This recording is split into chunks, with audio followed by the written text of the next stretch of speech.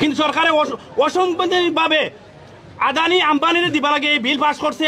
যতক্ষণ পর্যন্ত এই বিল বাতিল হইব না ততক্ষণ পর্যন্ত আমরা স্টেপ বাই স্টেপ গণতান্ত্রিক পদ্ধতিতে আন্দোলন করে যাইমু এবং আমরা এই আন্দোলন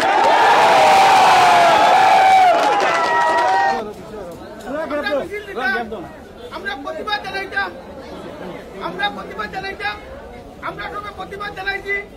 আমরা পুলিশ প্রশাসনকে সম্মান করি, তারাও আমরা লাগে বেজান কষ্ট করতরা।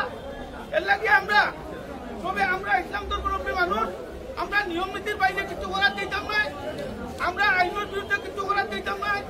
আমরা এই আইন মানি না, ওয়াকফ বিল আমরা মানি না। আমরা একটা হইল যে আমরা উদ্দেশ্য, অন্য কোনো উদ্দেশ্য নাই। এর লাগে আমরা এখান থেকে আমরা প্রতিবাদ দোকানও শেষ হয়ে যেত। আপনারা জানেন নিশ্চয় যে ভারতবর্ষে ওয়াকফ সংশোধনের যে বিল আনা হয়েছে সেটা একটি অন্যায়ভাবে আনা হয়েছে। ভারতবর্ষের গণতান্ত্রিক পদ্ধতি যেটা সব ভায়োলেট করিয়া এটা আনা হয়েছে।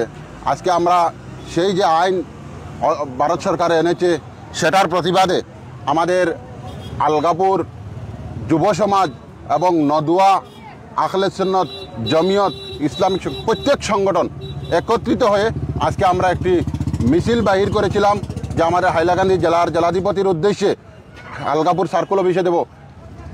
আপনারা নিশ্চয় দেখেছেন অত্যন্তপক্ষে 10,000 মানুষ সমাগম হয়েছেন এই মিছিলে। যে আমাদের দাবি হয়েছে যে সংবিধান যে এই বিরোধী আইন, এই কালা আইন প্রত্যাহার করতে হবে সরকার। যত সময় না এই আইন প্রত্যাহার করবে তত সময় আমরা এটার প্রতিবাদ করব।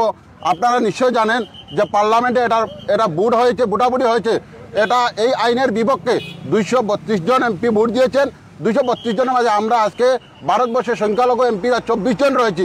24 জন যদি বাদ দেওয়া হয় তাহলে 208টি ভোট হিন্দু ভোট রয়েছে, এমপি হিন্দু ভোট রয়েছে। আজকে ভারতবর্ষের অর্ধেক হিন্দু মানুষ এই আইনের বিরুদ্ধে আছেন, যার কারণে আমরা ভারতবর্ষের হিন্দু মানুষকে যে সহযোগিতা পেয়েছি এবং অন্যান্য ধর্মের মানুষে আমরা এই আইন বাতিল করার জন্য সর্বাবস্থায় আমাদের সহযোগিতা করে যাচ্ছেন। আমরা আজকে এই আন্দোলনে প্রত্যেক সংগঠনের মানুষ, আলগাপুরের আমাদের প্রত্যেক মহল্লার মানুষ এসে এই আন্দোলন প্রত্যাহার করার জন্য আমরা প্রাথমিক স্তরে এটা আন্দোলন করেছি। যদি এই দাবি যদি সরকার এই আইন যদি প্রত্যাহার না করে তাহলে আরও অনেক বড় আন্দোলন হবে, যেটা সমস্ত ভারতবর্ষে দেখবে। কারণ আপনারা নিশ্চয় জানেন সমস্ত বরাকবেলির মানুষ যে আছেন, আলগাপুরের মানুষ কি করছেন, আজকে শুধু প্রাথমিকভাবে একটা আন্দোলন করেছি। এই আইন যতক্ষণ পর্যন্ত বাতিল না হবে আমরা গণতান্ত্রিক পদ্ধতিতে ভারতবর্ষের সংবিধান মেনে আমরা আন্দোলন করে যাব।